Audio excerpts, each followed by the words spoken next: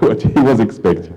But this changed his relation with mathematics, and from that time he went into research in strong way and very fast way, actually, solving two strong conjectures, Reed conjectures, and then together with Eric Katz and Karim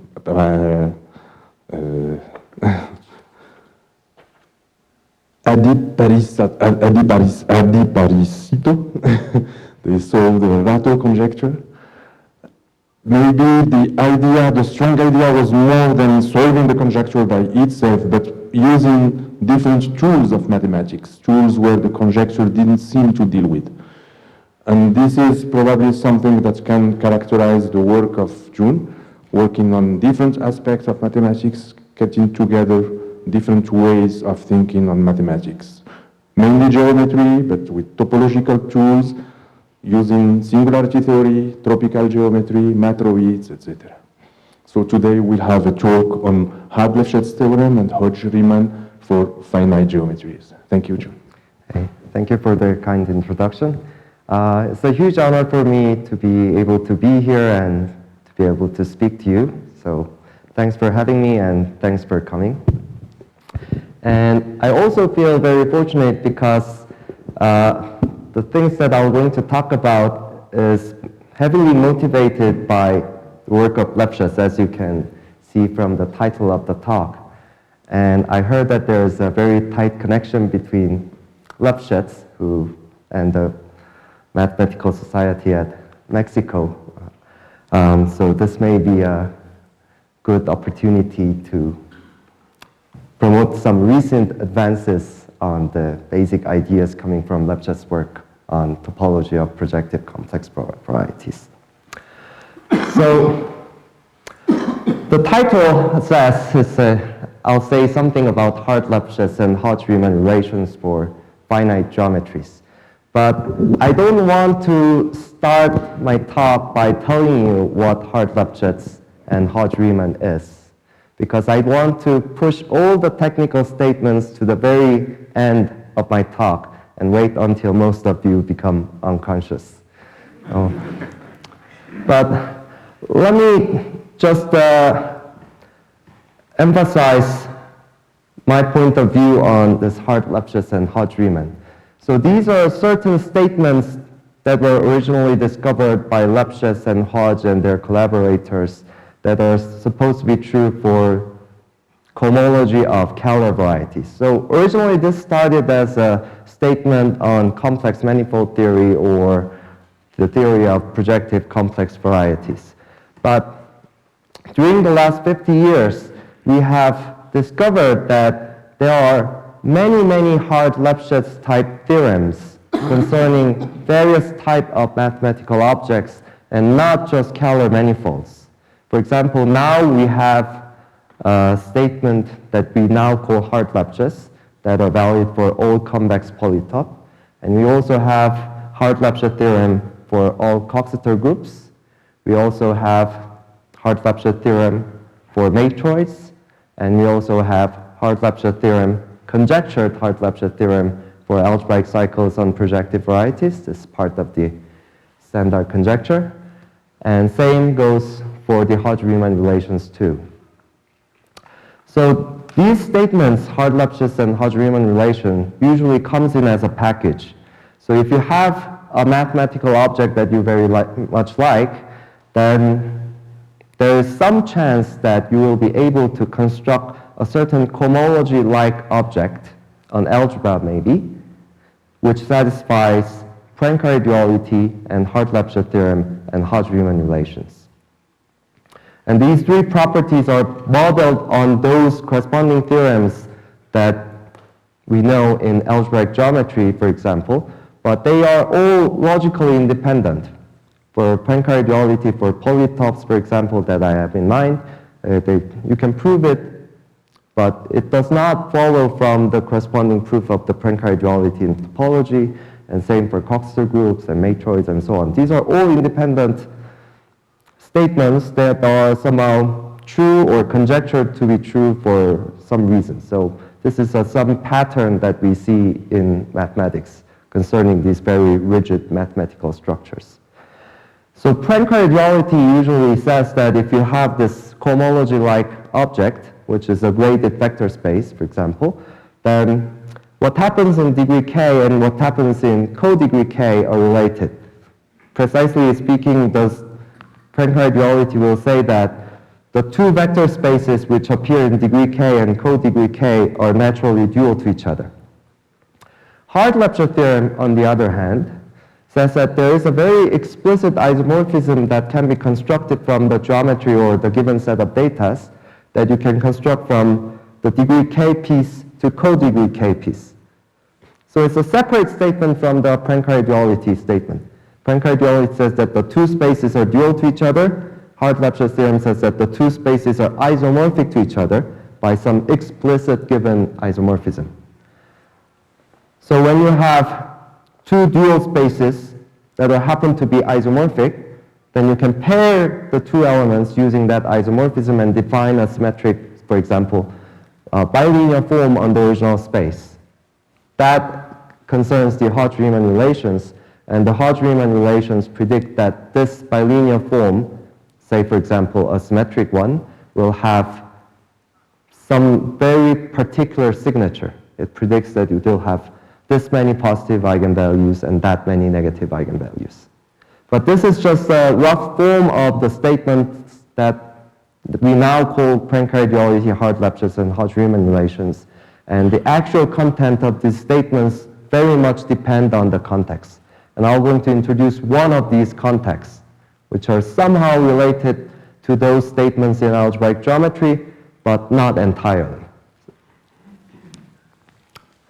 But let me just assure you that every single statement that I'm going to say during the next 50 minutes is entirely linear algebra. And I'm not lying. So nothing more than linear algebra. So the only question, if I say something non-trivial, then the only question is this: how well do we understand linear algebra?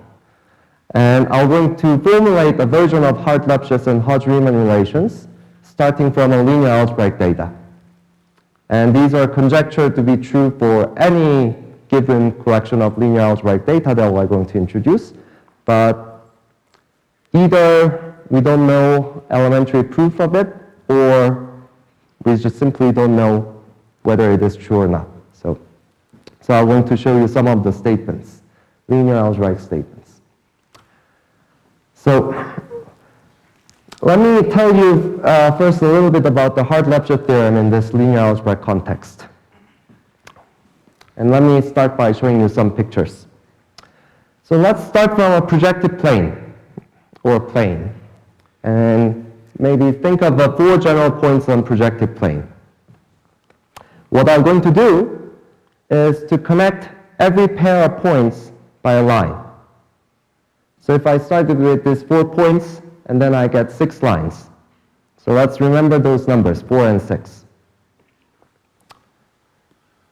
Okay, I play this game for another configuration of 4 points, now not in general position, but maybe 3 of them are in a line. I again connect every pair of points by line, and this time I get this picture where 4 points determine 4 lines. So the numbers are 4 and 4. And let's continue and maybe start from more interesting configuration of 7 points, where I have chosen my 7 points to be all those points with 0, 1 coordinates. So I'm having in mind this homogeneous coordinates for a projective plane. So I'm thinking about points 1, 0, 0, 0, 1, 0, 0, 0, 1, 1, 1, 0, and so on, and 1, 1, 1. These are my 7 points. If I play the same game, I get this picture, where 7 points determine 9 lines.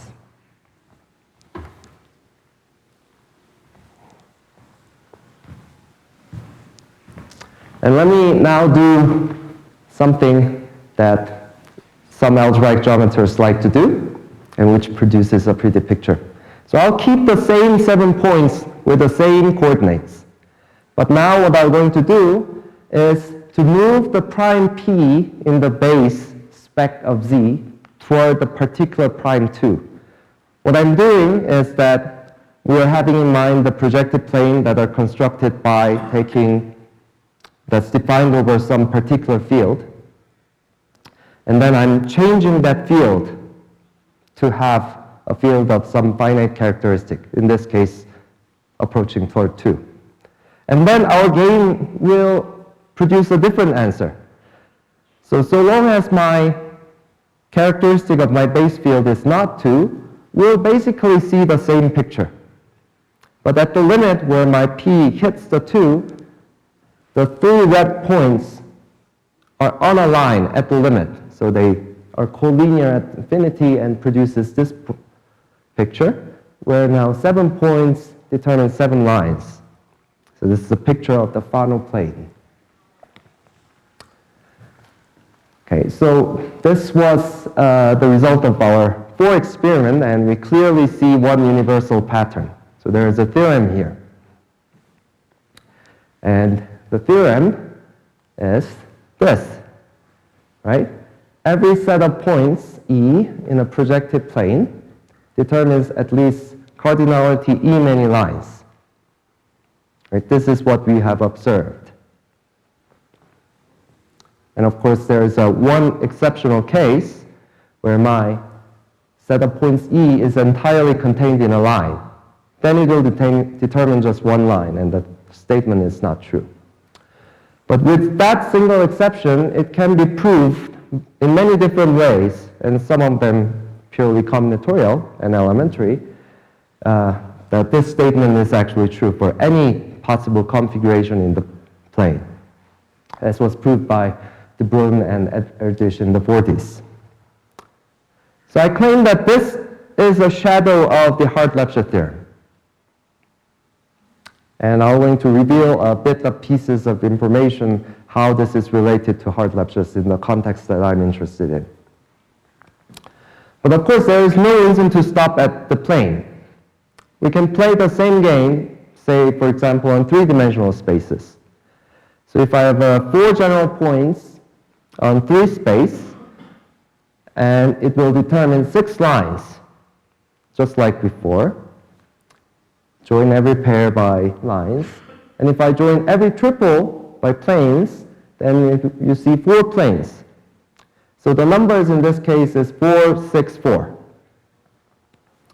And if I add one more point in general position, then now I have 5 points, and it will determine 10 lines, because 5 choose 2 is 10, and everything is general position.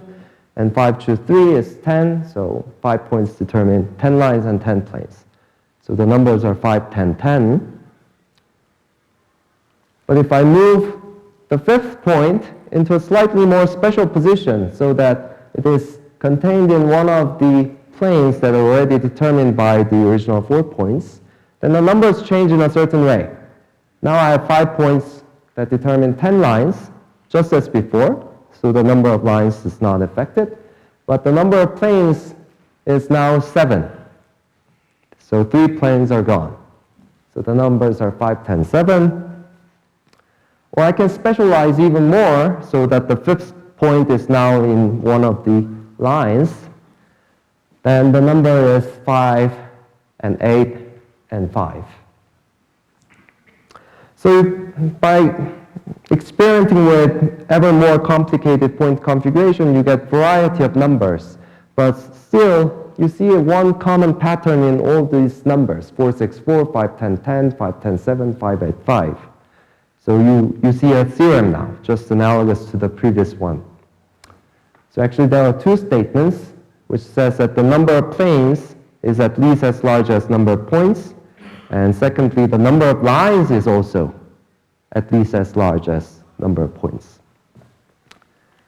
And the first statement was proved by Mutskin in the 50s, and the statement is just like the one before. Every possible set of points E in a projective space of any dimension determines at least cardinality E many hyperplanes, except in one case when E is entirely contained in a hyperplane. So this is also one linear algebraic manifestation of the Hart-Lefschetz phenomenon.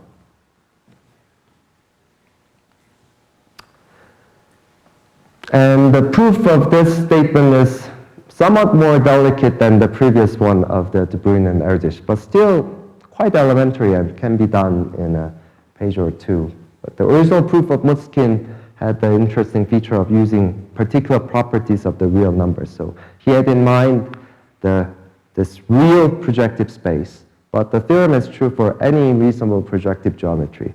And that was achieved by Basterfield and Cowley in their 60s. Okay. So the theorem says that one number is at least as large as some other number. And the numbers in the interest is the cardinality of some sets. So it says that the cardinality of the set L1 is bounds from below the cardinality of this other set LD minus 1, where LD minus 1 is a set of hyperplanes determined by a set of points which I choose to denote L1. So one set has larger cardinality than the other set. So why is something like this true? And there is only one reason why cardinality of one finite set is larger than cardinality of some other finite set. The reason should be that there is an injective map from one set to the other, and there is no other reason. So you could hope that there's maybe some natural way of finding an injection from L1 to LD minus 1. So I'm trying to go a little bit toward the statement of the Hart-Lefschetz theorem, which in classical setting says that there is an injective map from degree k piece of your cohomology to the co-degree k piece of your cohomology. So let me switch the language to that of linear algebra from the projective geometry. I'm going to restate everything in terms of linear algebra. So let's say I have a set E, which is a finite spanning subset of some d-dimensional vector space V. So a collection of vectors. And I assume that it spans the entire vector space. And I'm going to write L for the set of subspaces of V spanned by subsets of E. So in previous pictures, these are like set of points and set of lines and set of planes and so on. All subspaces of V spanned by subsets of E. So this set, the elements are subspaces, so I can express it as a disjoint union of various pieces, LP, where LP is the set of all p-dimensional spaces in my collection L. So this is a graded poset in the language of combinatorics. So let's just calibrate our understanding by running one simple example. So if I have 4 general vectors in all 3, then L0 is 1, because there is only one zero-dimensional subspace in my collection spanned by empty subset of E. And L1 has cardinality 4, because I have 4 general vectors. L2 is 6, because every tuple of vectors spans distinct 2-dimensional space. 4 choose 2 is 6. And L3 is 1, because every triple of points in my configuration spans the entire thing. So the numbers are 1, 4, 6, 1. And 6 is larger than 4. And the general conjecture, generalizing the earlier work of De Bruijn and Erdős and also of Mutzkin, says that for any spanning vector configuration you start in a d-dimensional vector space, the number of p-dimensional spaces that you see in the collection is at most the number of co-dimension p subspaces that you see in the collection for any possible vector configuration. And for every possible choice of p, which is at most half of d, the dimension of the entire vector space. And for example, the case of De Bruijn and Erdős rule corresponds to the case when d equals 3 and p equals 1. And as a result of a Hart-Lefschetz theorem that I'm going to discuss later, we can now prove that a somewhat stronger statement, but somewhat more natural statement. So we can prove that for every p at most d half, there is an injective map from the set of p-dimensional spaces to the set of codimension p spaces, but not any injective map, but the one that preserves the instance relations between the subspaces. So I'm going to produce an injective map, but this map will have extra property that it sends a subspace X to a subspace that contains X for all X. So it respects the process structure of L. Yes? This map, is it natural with respect to the action of making linear maps? So if I take some points, I apply a linear transformation. Is it equivalent with respect to action of linear maps? So, I mean, one of the subtle points in proving statements like this is that, in fact, there is no canonical choice of these injective maps. There is a whole lot of them, and this is one of the reasons why it's so hard to prove that there is one of them, at least one.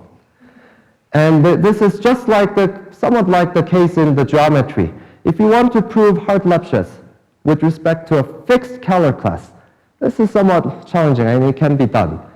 But the point of the Hodge-Lefschetz is that it's a statement really about family. There is a distinguished, given any, for example, projective or Keller manifold, there is a cone of positive classes in the degree 1 or 2 part of cohomology, with respect to which Hodge-Lefschetz is true for every possible choice of Keller form or ample class and so on. So the possible value choices of these injective maps corresponds to that ambiguity. And the whole point is you should try to prove construct all these reasonable injective maps all at once. Somehow, this is the nature of Hodge-Lefschetz and Hodge-Riemann relations that are found in nature. They always come in families. So let me illustrate this extra part. So the existence of injective map is just equivalent to the statement of the conjecture saying that one number is larger than the other. But the extra requirement is really saying something about the structure of this linear algebraic process. For example, if you think of a set of injective maps between 3-element sets and 3-element sets, then in general there are 6 possibilities. 3 factorial is 6. But for example, if you are looking at some instance relations that are shown in the left part of the picture, and you require that your injective map preserves that instance relation, then out of these 6 injective maps, only 2 survives. These are called matchings. So there are 2 matchings for this instance. But if your incidence between 3 and 3-element sets looks like that, the one on the right, then you see that although there are 6 injective maps, but none of them can preserve the instance relation. So this preserving this instance relation is a combinatorial analog of this multiplicative structure of the cohomology ring of the projective varieties, for example. And as you can see, this is a statement about linear algebra. So you give me a collection of vectors, I produce these sets, and ask whether there is an injective map from one to the other, or just the cardinality of one set is smaller than the other. But this linear algebraic statement currently has no combinatorial or elementary proof. So the case of matroids that I'm going to introduce later, which somehow corresponds to non-realizable configurations, remains open. The same is conjectured to be true, but we don't know how to prove them for these non-realizable configurations. And we don't know how to prove the same statement for this abstract configuration because the current proof uses the decomposition theorem and the Hodge-Lefschetz theorem for L-adic perverse sheaves of Bailins and Bernstein, Deligne-Gauber. So this is some deep statement that algebraic geometers have worked hard to prove it.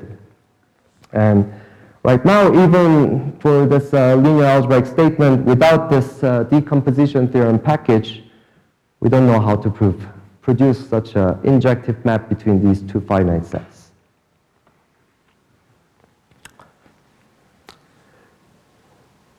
So one combinatorial challenge will be to prove this without using decomposition theorem and Hart-Lefschetz theorem. And later I'm going to show you a combinatorial statement which I would call the Hart-Lefschetz theorem in this setting, which would imply this theorem without using the decomposition theorem package. So this is a combinatorial shadow of the Hart-Lefschetz theorem. So let me now turn to the Hodge-Riemann relations. Again, without telling you what actual Hodge-Riemann relation is, but its shadow can be already formulated purely at this undergrad linear algebra level. But again, the assertions will be quite non-trivial, I think. So let me not be shy and just define the object that I'm going to deal with. So this is the abstract combinatorial structures that I believe satisfy Hart-Lefschetz and Hodge-Riemann. So I'm going to define a matroid M as some finite structure defined on the ground finite set E. So this E will be the same E that we have used before. So it is by definition a non-empty collection B of subsets of E that satisfies the basis exchange axiom that we are familiar in linear algebra. So the members of this family B are called bases of my matroid.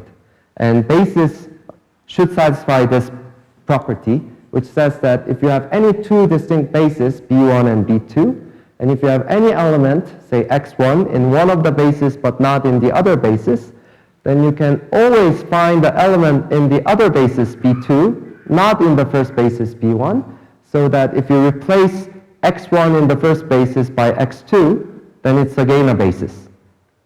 And we all know that this is true if I start from a vector configuration and declare basis to be the basis in linear algebra sense, then you can do this. So one consequence of this defining axiom is that any two bases of my matroid have the same cardinality. Because if you give me any two bases, I can move gradually toward from one basis to the other basis, exchanging one element at a time, and eventually arriving at the second basis. So this common cardinality of any basis is called the rank of a matroid, corresponding to the dimension of the vector space.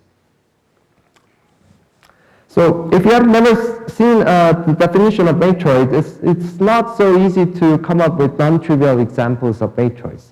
Maybe except for the ones that comes from vector configuration. So let me just tell you three important classes of matroids, maybe the only three important classes of matroids that we should keep in mind as running examples. So one way to construct interesting matroids is start from a connected graph. And in this case, we take this ground set E to be the set of all edges of my graph. And the collection of bases will be the collection of spanning trees of G. So the maximal trees contained in my graphs. And then you can check that it satisfies this basis exchange axiom. So we have a matroid associated to any graph. And the second example is coming from linear algebra, where you start from any vector space or some field, and you take E to be some finite spanning subset of my vector space, and you take basis to be the collection of bases in the linear algebra sense. Then we again have a matroid because we know that these bases satisfy the exchange axioms. And the third most important class of matroid is the matroids consists of all classes not from 1 and 2. So, and the most important thing about the third class of matroid is that they exist. And it was recently proved that if you count all matroids according to their size, almost all matroids belongs to class 3. So if you're making a statement about matroids and maybe using some fancy tools from algebraic geometry to prove the statement for matroids coming from some field, coming from some choice of vector space over some field in degree 2, then you have proved the 0% of the assertions that you are hoping it to be true. This is our case now. But the one important reason why people introduce this notion of matroids is that forgetting about the class 3, if you just care about classes 1 and 2, is that if you think about combinatorial statement in terms of matroid language, it nicely combines statements from the first world and the second world. So sometimes you can have intuition about vector configuration by thinking about graphs and vice versa. So there's a famous saying by the graph theorist Foto, who says that if a theorem about graphs can be expressed in terms of edges and circuits only, it probably exemplifies a more general theorem about matroids. So you can conveniently transplant your graph theory intuition to linear algebraic situation. Deliberately you separate 1 and 2? I mean, 1 and 2 basically. Yeah, that's right. 1 is a subset of 2. So given any graph, you can carefully construct a vector configuration whose linear independence exactly captures this dependence given by circuits of my graph. So that's another thing that we should keep in mind. Yeah. So let me try to tell you this Hodge-Riemann relation from the point of view of this phenomenon of negative correlation in graphs. So let's think of a connected graph and think of a randomly chosen spanning tree. So let's say you pick uniformly at random of some spanning tree of your connected graph. And then you compare the probability that a given edge I is contained in this random spanning tree with the conditional probability that I is contained in this random spanning tree, given that it contains some other given edge j. And it turns out that, and this is a non-trivial fact, that for any distinct edges I and j in my connected graph, one probability is always larger than the other. So the presence of one edge makes the presence of any other edge in a random spanning tree less likely. And this sounds like a reasonable statement if you already occupied a place in a spanning tree by one of the edges, and the other edges can have only limited places to go. But this is to make this sort of intuition precise requires some work. So we say that pairs of edges in connected graph are negatively correlated from the point of view of spanning trees. So they repulse each other. If it contains one, it does not want to contain the other. But in simple terms, this is just one numerical inequality. It just says that for any distinct edges I and j in any given connected graph, you always have this inequality where bi over b is at least as large as bij over bj, where bi is the number of spanning trees that contain I, and b is the total number of spanning trees, and bij is the number of spanning trees that both contain I and j, and bj is same for bi. So this is one of those statements. It's a statement that is universally true for all connected graphs, and it only involves edges and bases, spanning trees. So according to Tut's instruction, we should try to see whether this is actually true for vector configurations also, or maybe for arbitrary matroid. Certainly, we can formulate the same question for arbitrary vector configuration. You give me a spanning vector configuration, and I randomly choose a basis contained in that vector configuration. And I can define these numbers. Bi is the number of bases that contain a given vector I, and bij is number of bases that contain both I and j, and so on. And we just ask whether one number is larger than the other number.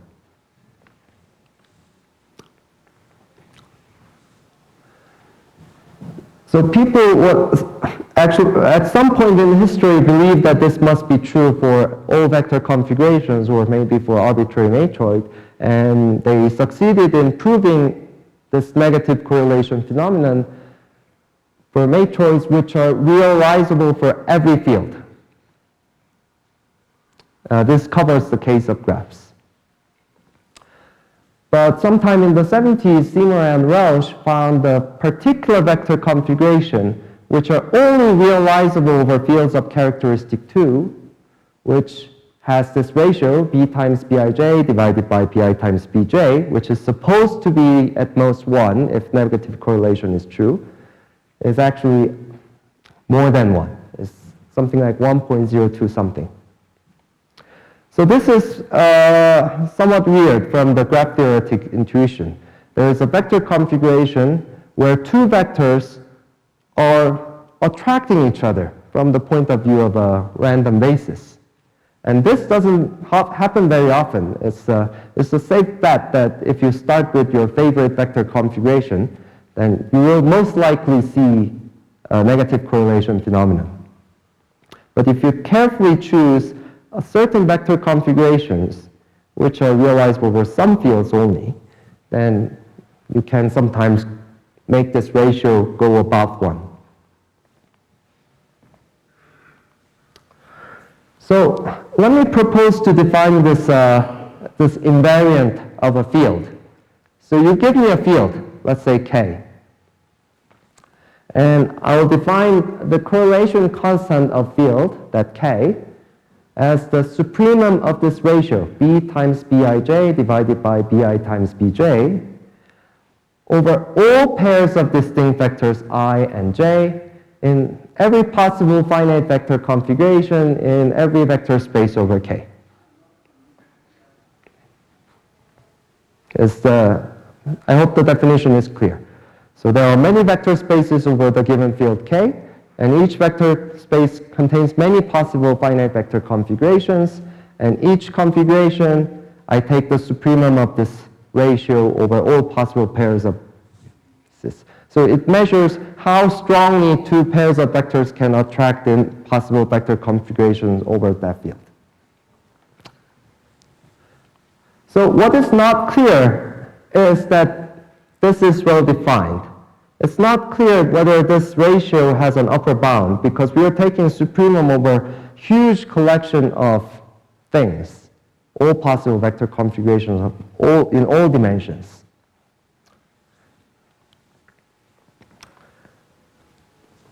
And the finiteness of this correlation constant is one of the elementary consequences of the Hodge-Riemann relations for finite geometries that I'm going to introduce. So again, this is a completely elementary linear algebraic statement, but I don't see a good way to justify the finiteness without making use of this point of view given by the Hodge-Riemann relation. So actually what you can prove is that the correlation constant of any field is at most 2. So given any field, the correlation constant is some number in between 1 and 2. And I don't know how to compute this invariant for any field, but I think it may be a very interesting invariant. So let me, how to justify a statement like this. This is a universal statement on linear algebra. So actually the statement will be valid for any matroid. So say you have a matroid on n element set, 1 for n, and I'm going to define an n by n matrix, say Bm, by saying that ij entry is 0 if I equals j, so long zeros on the diagonal. And non-diagonal entries are bij, where it's the same bij, number of bases containing both I and j. So this is a symmetric matrix associated to any matroid. And I'll suppose that MS rank at least 2, which means that this matrix is not 0. So it's not a serious thing. And what you can prove is that for any matroid M, this symmetric matrix has exactly one positive eigenvalue. And this is the first non-trivial piece of the Hodge-Riemann relation you can formulate in general for arbitrary matroid. And I don't know an extremely simple proof of this purely combinatorial fact. So you can prove this using pure combinatorics, but the current proof that I know is rather long and tedious. And in addition, I do not know how to prove the Hodge-Riemann relations for M in higher degrees. So even if you're starting with the matroid that are coming from a vector configuration, say over finite fields, you can formulate Hodge-Riemann relation in any degree, but we don't know how to prove it. Using algebraic geometric tools or not. It's simply not known. So let me just show you some examples to tell you how concrete the statement that I'm talking about is. So let's say you have a matroid on the complete graph on 3 vertices. And then you're counting spanning trees containing various pairs of edges. So in this case, our matrix B is extremely simple. So there's zeros on the diagonal as always. And for every pair of distinct edges, there is exactly one spanning tree containing both, namely itself. So all the other entries are 1. And it turns out that the eigenvalues of B is 2 and -1 and -1. So there is exactly one positive eigenvalue. If you start from a complete graph on 4 vertices, now the matrix is more interesting because the number Bij now depends on which pair of points, pair of edges that you have chosen. There are essentially 2 distinct cases. If you choose 2 edges that are adjacent to each other, then one of the remaining 4 edges does not form a cycle with the pair of edges, so it does not form a spanning tree. So the number is 3. On the other hand, if you pick 2 edges that are disjoint from each other, then you can form a spanning tree by adding any one of the remaining 4 edges. So the matrix is this. So some entries are 3, some other entries are 4. And the Hodge-Riemann relations will say that it has exactly one positive eigenvalue. And it turns out that the eigenvalues are 16, and you cannot really see it, but it's -2, -2, -4, -4, -4. The difficult part here is uniqueness, right? Because That's right. It has exactly one positive eigenvalue. There will always be at least one positive eigenvalue. Yeah. All the others will be negative, and if you are assuming a simple graph or a simple matroid, there will be no 0 eigenvalue. So other will be non-singular and exactly one positive eigenvalue.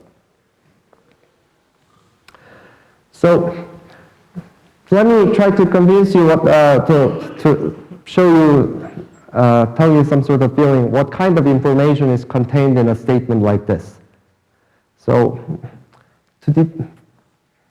let's look at our matrix as a symmetric bilinear form on Rn, where Rn is equipped with this distinguished basis, EI. And I'm going to restrict this bilinear form to the 3-dimensional subspace spanned by EI, the standard basis vector, and EJ, another one, and the sum of all these standard basis vectors.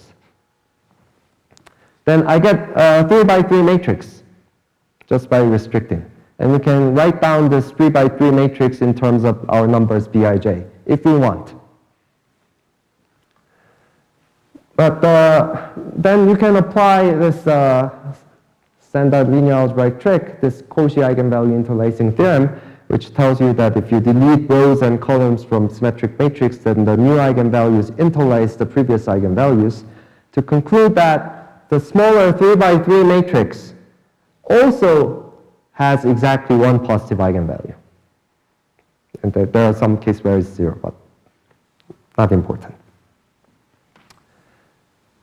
If you believe that the original matrix has exactly one positive eigenvalue. But this is a 3 by 3 matrix, so we can, if we want, we can write down all its entries in terms of bij's, and if we want, we can write down the determinant of it, for example. And exactly one positive eigenvalue condition will say that the determinant will be non-negative. So the eigenvalues are either plus, minus, minus, or plus 0 something. In any case, determinant is non-negative. And you can write this fact. So if you express the determinant of this 3 by 3 matrix bij, then you get the expression which says that this b times bij divided by bi times bj is bounded above by 2 minus 2 rank inverse. So in particular, this ratio is always strictly bounded above by 2. And therefore, the correlation constant of any field is at most 2.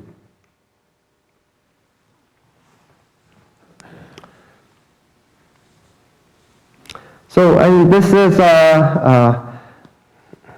I try to guess what the correlation constant may actually be for some simple fields like Z mod 2Z or Q. And I could not come up with a reasonable guess. So it's, for every field, it's some number between 1 and 2. And it appears that if you start from small finite fields, you get some large number. So you can, the current record for Z mod 2Z is something like 1.17 something. And then it seems that the correlation constant drops little by little. And then at the very infinity where you have characteristic zero fields like Q and Q bar or C, then it's the smallest. But we don't know anything at the moment.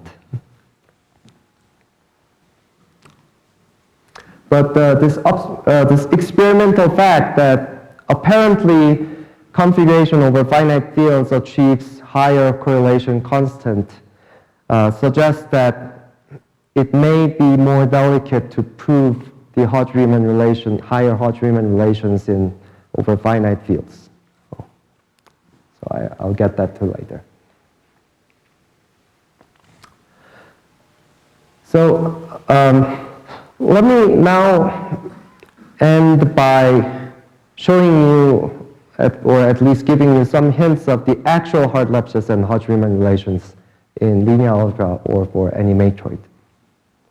So just like the other Lefschetz theorems, it will be a statement about some algebra. And the algebra is produced by any matroid, say of rank D, and constructed from its collection of its flats. So in the linear algebraic setting, this L is our previous L, which consists of all subspaces spanned by subsets of bivector configuration. So this is a graded poset. And out of this poset, you can construct a cohomology-like objects. So I simply construct a Q-vector space with bases corresponding to each one of the flats in my matroid, subspaces. And I grade it by the dimension of the subspaces. So let me call this graded vector space B. And now I define the multiplication by saying that the product of two flats, y1 and y2, is either 0 or the span of y1 and y2, if I view them as subspaces. It is the span if the dimension of each subspaces add to the dimension of the span, so it corresponds to the geometry condition that the two subspaces intersect only at 0, and otherwise it's 0. In this way, you can make this graded vector space into a graded algebra. It's a graded commutative algebra defined over Q, and it's a graded version of the Möbius algebra for this poset. And this poset is equipped with a family of Lefschetz elements. But let me just, to simplify, just choose one of them. So one of them is what I call L, and it is the sum of all elements in L1. So it's the sum of all degree 1 subspaces. And conjecturally, we should have the following version of Lefschetz. So for every p, which is at most d½ the repeated multiplication of L, going from degree p piece to degree d minus p, should be injective. So this statement immediately implies the conjecture on the cardinality of rank k-flats and co-rank k-flats, because the dimension of the vector spaces are simply the number of subspaces of dimension p and number of subspaces of codimension p. And this statement is in fact true when n is realizable over some field, and this is where all this decomposition theorem and Hodge-Lefschetz comes in. So what happens in the geometric situation is that you can use decomposition theorem to show that this B, algebra B, is actually the singular cohomology ring of some projective variety. And this projective variety has very nice property, which says that this singular cohomology ring embeds into its intersection cohomology ring. Usually there is a some kernel if you want to map a singular cohomology to intersection cohomology. But this is actually, so this B is actually a submodule of the intersection cohomology. And by another V theorem, we know that intersection cohomology satisfies Hodge-Lefschetz, therefore any of sub-object satisfies the, should inherit this injectivity part of the Hodge-Lefschetz. But another remarkable fact is that, I mean, from the geometric viewpoint, is that I can define this algebra B over using coefficients Q. I mean, you can start with the vector configuration over finite fields, but this thing, algebra, I can always construct it over Q. This is in sharp contrast to what happens for the cohomology of projective varieties defined over, say, finite fields. So for various reasons, we cannot simply construct the analog of the singular cohomology for those varieties using Q coefficients. So, and people instead use QL coefficients. I mean, that's fine for the purpose of the Hodge-Lefschetz theorem, but if you start using fields like QL, which has characteristic 0 but is not ordered, then you cannot make sense of the Hodge-Riemann relations, which predicts that something is positive. So positivity is entirely gone if you use QL coefficients, but these objects you can construct using Q coefficients, and you can formulate Hodge-Riemann relations. And this is partly because every cycle in the geometric setting comes from algebraic ones. So B entirely consists of algebraic cycles. So for any matroid M, you can define at least a natural graded B module, the same B, which contains B that satisfies Poincare duality and conjecturally Hodge-Lefschetz. And if n is furthermore realizable over the complex numbers, for example, or any field of characteristic 0, this module that I have in mind, which has a purely combinatorial definition, also satisfies the Hodge-Riemann relation, which says that the Hodge-Riemann form on the primitive cohomology is positive definite, using the known fact in geometry. But even in the realizable case, where you can realize your matroid by vector configuration over finite fields, the Hodge-Riemann relation is not known there, because this user of this Arabic perverse shapes thing only works with this QL coefficient, and you cannot really even formulate the Hodge-Riemann relation. And the formulation for this algebraic part of this cohomology rings is the topic of the standard conjectures of Grothendieck on algebraic cycles. And according to this philosophy, you should always also have this Hodge-Riemann relation for any vector configuration, maybe even for finite fields. But even this linear algebraic statement that you can really write down, given enough time, is not known. So I personally believe that Grothendieck standard conjectures are true for any field. But if you're a disbeliever, this is a very nice place to experiment and see if the prediction is really correct. Because this Hodge-Riemann relation is an extremely delicate statement. It says that some symmetric matrix has exactly 16 positive eigenvalues and 135 negative eigenvalues and something like this. So unless there is a really good reason for it to be true, it will be probably false. But even in this linear algebraic case, for example, you can write down a program and see whether Grothendieck's prediction is true, and this is already the new and non-trivial cases of the standard conjectures. So I hope I convinced you that even in this linear algebra world, there are many cohomological statements that we do not really understand very well. And I'm having really very much fun in playing with this sort of statements, and I hope you at some point will join in having this fun together. So I'll stop here. Yeah.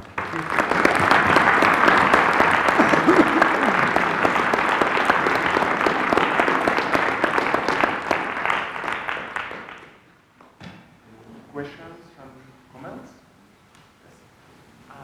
I have two questions. The first, you mentioned an example that achieves a correlation constant of about 1 or 2 something. Yes. Is that the highest correlation constant that is known, or are there? So the question was that this correlation constant, at least being as large as 1.02, as was shown by Seymour and Welsh, was still the record. And the answer is not. So Ben Schroeder at Berlin has run some computer programs and did some search, and the current record for characteristic 2 fields is 1.17. So the correlation constant is at least as large as that. On the other hand, the record for fields like Q or even C is somewhat lower. It's like 1.06 or 1.07 something. That's the lower bound that we know now. And the other question is, I'm thinking you take like a vector space and you think like the subsets of n vectors that span a d-dimensional vector space that can be realized as a locally closed subset of some affine space. And what happens if you try to make like a filtration of those sets? Say you take the sets that achieve a correlation constant of at least lambda, and you move the lambda, and you get like some kind of filtration. Do you know anything about that? I don't understand the question, which probably means that the question is not so easy. So maybe we'll discuss it later. Yeah. Any other question? A deep generalization of this hard Lefschetz and Riemann-Hodge, is there a version which goes over into intersection cohomology or into mixed Hodge structures? So this even in this linear algebraic setting, the corresponding geometric picture is on the intersection cohomology. So this you can already guess from the statement of the theorems. So the number of p-dimensional spaces is at most codimension p spaces. So one is always larger than the other, and they can be really different. So if you are expecting the full hard Lefschetz, you expect that something is bijective to something else in complementary degree. But the difference comes from the singularities, because I'm only looking at the part that comes from the singular cohomology, which embeds into the intersection cohomology as a proper subspace. You inherit the injectivity part of the hard Lefschetz statement, but not the bijectivity part. So the fact that 4 points in plane determine 6 lines and not 4 lines shows you that there is some singularity behind the picture. But I cannot strictly say that this is intersection cohomology because I'm doing everything with Q coefficients. So I'm doing something like intersection cohomology using only algebraic cycles. So another question, I am really surprised that inside the proof, as you mentioned, you need to use this very deep theorem, this is the composition theorem of Bernstein, Beilinson, Delin, and Gabor. And so, could you say some words where, I mean, how come this deep theorem appears in this elementary setting? So In an easy way? you have a finite vector configuration, and using this you can construct some projective variety with interesting singularities. And it is known by these deep theorems that the intersection cohomology with QL coefficient satisfies a Hart-Lefschetz theorem. And using the decomposition theorem, you can show that this combinatorial algebra B embeds into the intersection cohomology after you change coefficients to QL. Do you need a ladder cohomology, or you could do it for the complex numbers? So if I have a matroid which are only realizable with, say, characteristic 2, I really have to do L-adic cohomology. So that's why we don't know Hodge-Riemann relations even in those realizable cases. Seems there is one more question, please. Yeah, so I'm interested so to know if this naturally graded algebra that you develop behaves in some way naturally with respect to specializations of matroids. And if they do they define an object over the so-called Macphersonian, for example, out of which your theorems could say something about the homotopy type of the Macphersonian? You know, there's a long history behind that, right? So. Yeah, I mean, so you can think of this B's as somehow attached to every possible matrix, and the collection of all matrices forms some sort of a combinatorial spaces. Mm-hmm. And this attaching is somehow so functorial. So it's just like attaching the cohomology ring to projective varieties, and there are also this natural maps corresponding to pullbacks and push forward. And this may be the first step to take if you want to prove Hart-Lefschetz and Hodge-Riemann. So there is a combinatorial category associated to every matroid which resembles the category of perverse sheaves, for example, and they all are related to each other in a nice way. And even in non-realizable cases, you will all have this functoriality. And the question is whether the main conclusions in the geometric setting are still true in this more general setting. And we don't know. Any other question? Comment? So, thank you, June, again.